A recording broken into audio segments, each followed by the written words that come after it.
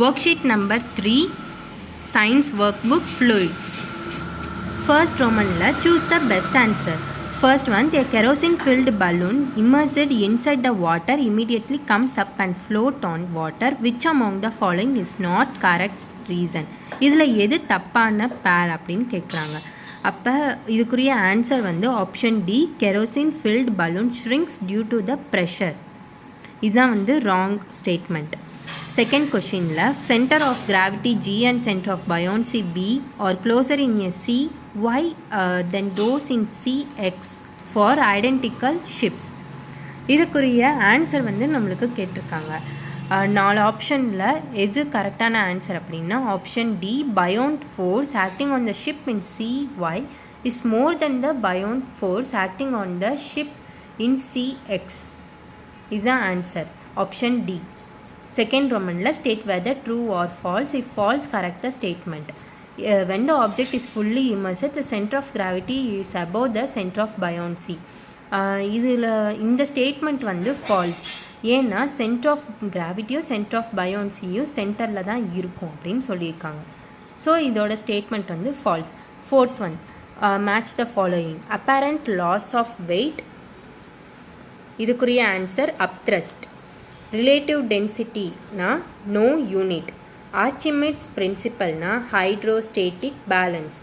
Principal of ஃப்ளோட்டேஷன்னா lactometer. Upthrust, no unit, hydrostatic balance and lactometer. Fifth ரோமனில் short answers கொடுக்கணும். At what temperature the volume of water is minimum, Y.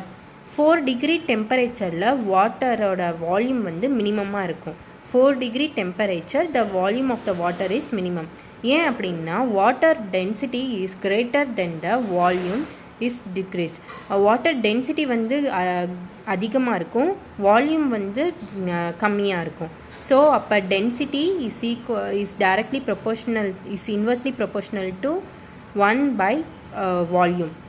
இதான் இந்த formula எழுதிக்கோங்க. And இதான் வந்து அதோட reason. Sixth one, how does the hole in the stopper of your hydrometer help to measure the relative density of your liquid? இதுக்குரிய answer வந்து இந்த இருக்குது, இதை காப்பி பண்ணிக்கோங்க அப்படியே.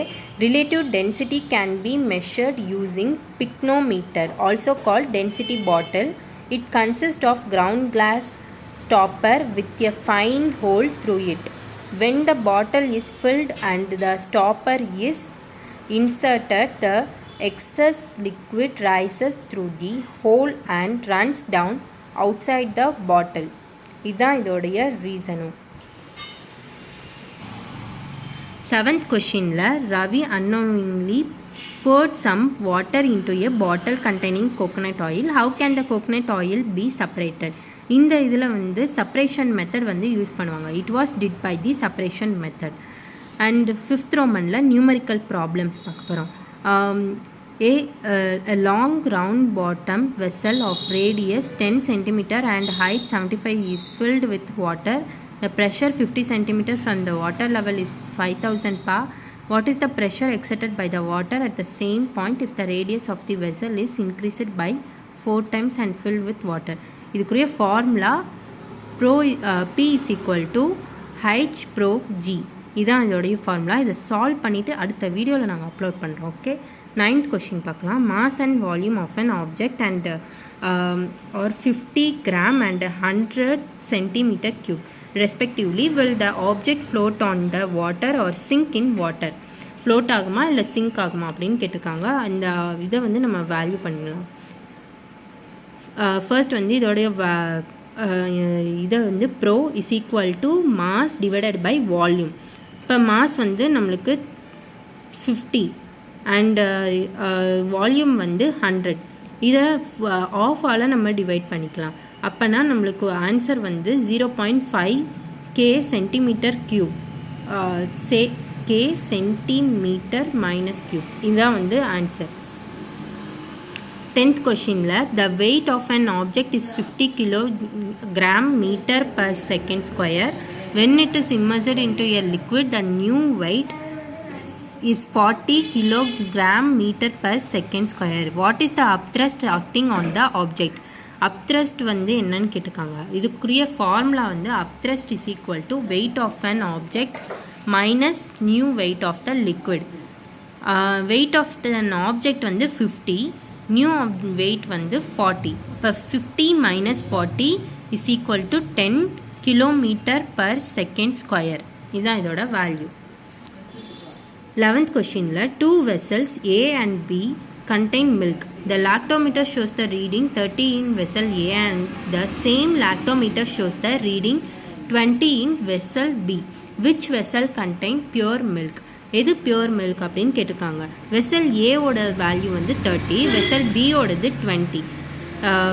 இங்கே வெசல் ஏ தான் வந்து பியூர் மில்க் அப்படின்னு சொல்லியிருக்கோம். Here vessel A is pure milk.